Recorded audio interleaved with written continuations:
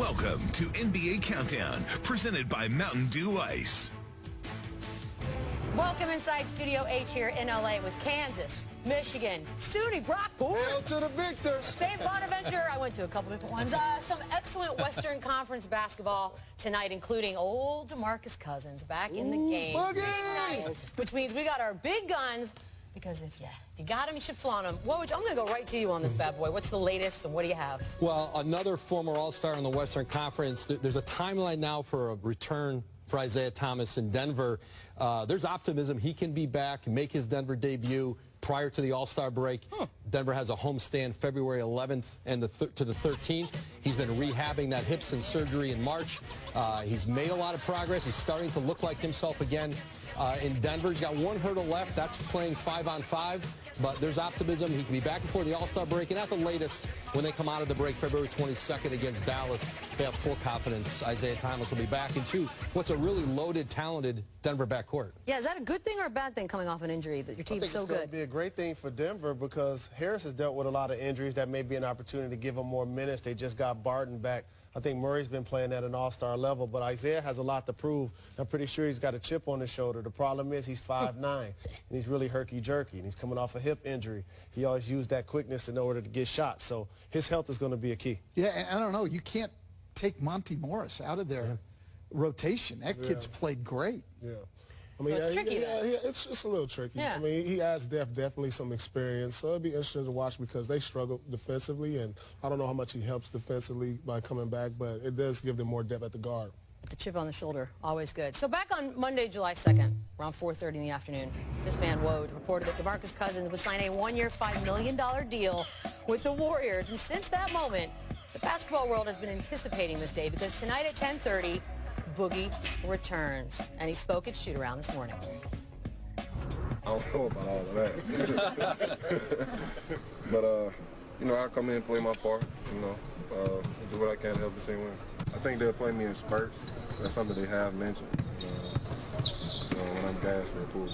You know, whatever you do tonight, there'll probably be some type of reaction one way or the other. Yeah, I mean, it's just the world we're in, like, you know, but you get judged by your every moment. So as long as the guys in the room know what the situation is, we know what the ultimate goal is, that's all that matters. So we won't really determine judgment from day to day, you know, situations or whatever the case may be. So Steve Kerr's already said he doesn't have a minutes restriction. Coach, I want to start with you. As far as bringing a guy like this into your lineup, how do you go about it? Well, I just think the important thing these first few games, just get him out there and let him play. I don't think you worry about too much. You sort of just let him play, let the chemistry develop organically. I wouldn't worry about it a lot. Do you expect instant chemistry? Do you expect some bumps? This is great for DeMarcus. Think about it like this. 2 teams ago with the Kings, he's the best player on the team. With the Pelicans, he's the second best player. With the Golden State Warriors, he's third at best. So now he gets to ease himself into his role without the pressure of the media and of the fanfare falling on his shoulders because now he's on a contending team. But right now it's about him trying to just get in shape, see how he looks with the other 4 All-Stars that they have on the ball club. You don't really expect much out of him tonight as far as production. You know, you're not going to see the 28 and 12. So it's about him getting his legs and just building towards some chemistry for the long run. But when Golden State signed him in the summer, one of the things Bob Myers and Steve Kerr talked about was they thought the team got a little bored last year. It was getting stale for them. They thought that the challenge of incorporating DeMarcus Cousins into the regular season was going to be good for that group. We'll see how that plays out. Oh, I like that. Challenges are, yeah, they need that to stay awake and alert, apparently. He did say something in an interview earlier this week with Rachel Nichols about the Warriors being the most hated team, but in sports or in the NBA? Because in sports, that's a whole different question. In the NBA, would you say yes? Not at all. Go to any park, any backyard, any YMCA. All of the kids want to be like Steph Curry. And they're all wearing Warriors jerseys. And Everybody's shooting threes. And everybody's shooting threes. They're a beloved bunch of basketball players that the fans love, the media love, and so I don't buy that at all. I don't think we have a hated team in the NBA. I honestly don't. What do you think? It's always been Boston. Come on, guys. But it's not now. I think It was, but it's not now. Miami was the Miami Big Three. The beginning of that was that was something unlike we've not seen in the league maybe before That's fair, and yeah. since. And I think that was the beginning of a new media age also. And, you know, the Bulls teams were immensely popular, those championship teams, but I don't think there's been anything close to that LeBron, Chris Bosh, Dwayne Wade team. I don't think Spurs fans love the Rockets.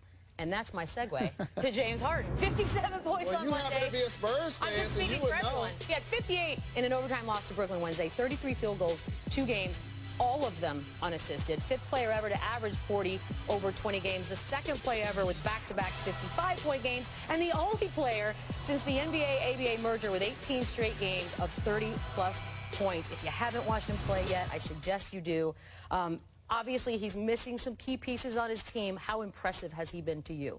Oh, I mean, he's been extremely impressive because everybody's game plan is focused entirely upon him. But I think what's been impressive beyond the consistency, half of those 18 games, he's had 10 or more assists to go with those points.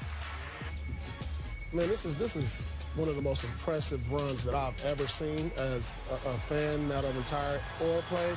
There's no other player outside of LeBron that can do more with less, I believe, right now. I mean, he's lost CP, he's lost Capella, and he's still carrying them to a winning record without these 2 guys who could have been all-stars if they were healthy. I've said this for a couple of years now, and people fought me on it. During his career, James Harden will be the only NBA player ever to lead the league at some point of a season in total points, total assists, total free throws made, and total three-pointers made. Wow. Usually that's 4 different guys.